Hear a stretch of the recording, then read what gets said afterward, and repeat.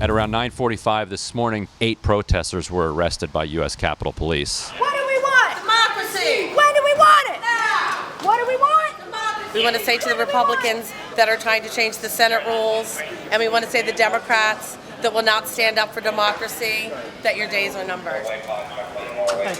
Moments ago, the Senate voted by party line to go nuclear on the filibuster for Supreme Court justices.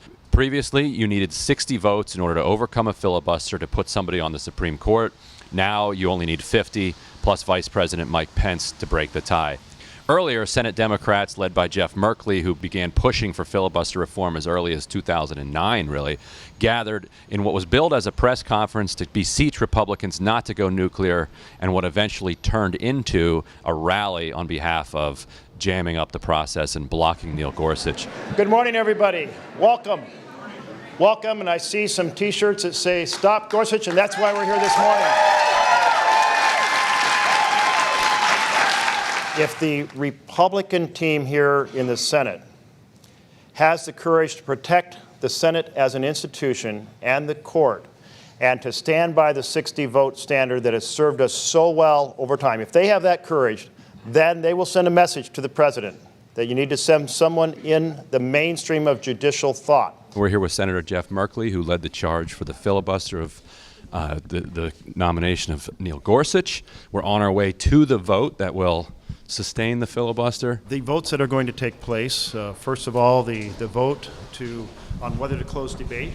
It's a key question of whether or not there is a 60-vote standard for support to be on the court. All of President Obama's nominees met that standard, and of course except for Merrick Garland, who the Republicans decided to stonewall and steal the seat. And certainly Neil Gorsuch should have to meet that standard as well. I don't think he has that kind of support because he's an extreme right-wing judge that has twisted and tortured the law on numerous occasions to take away the ability of an ordinary person to find appropriate compensation and to support the power of corporations. He had a special obligation to be forthcoming. He was nominated by a president who established a litmus test, who promised that his nominee would overturn Roe v. Wade automatically, his word, who would strike down gun violence prevention measures. The Heritage Foundation, the Federalist Society spent over $10 million advocating and supporting Judge Gorsuch's confirmation.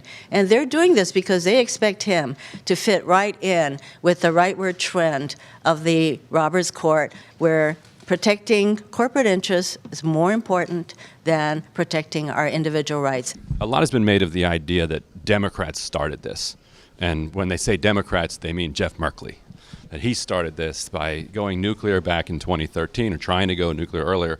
That's why we're where we are today. What's the response to that? Well, it's a phony story.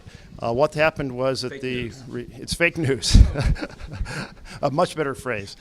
The Republicans decided to start using advice and consent as a tool of destruction against the executive branch and the judiciary, and not letting basically any of President Obama's key members through to be able to staff his team.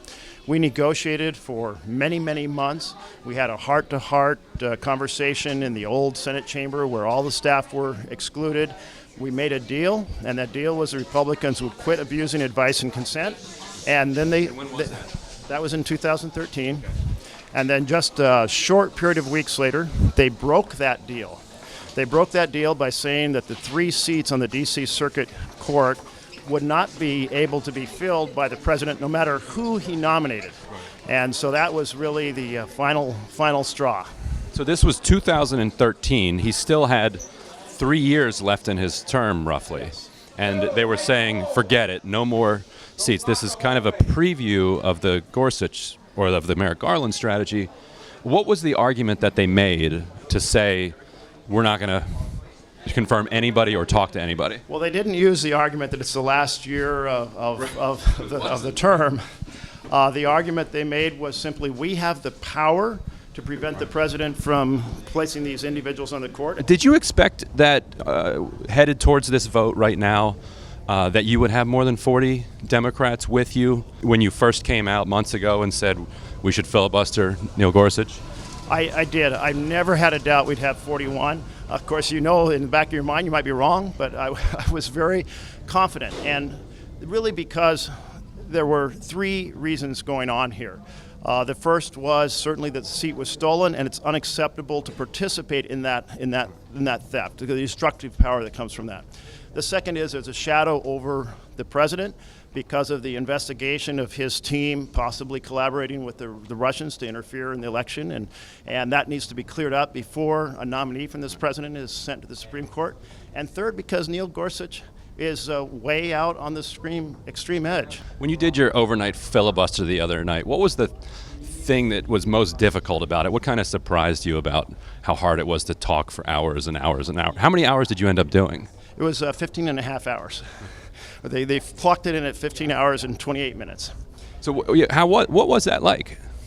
Well, I tell you, I was about 5 hours into it. My feet were hurting. I was getting a dehydration headache, and I thought, I'm not going to even last till midnight. So I don't know. Did a second wind come, or how'd you do the next 10 hours? You just keep putting one. I thought of it in terms of last year I did an Ironman.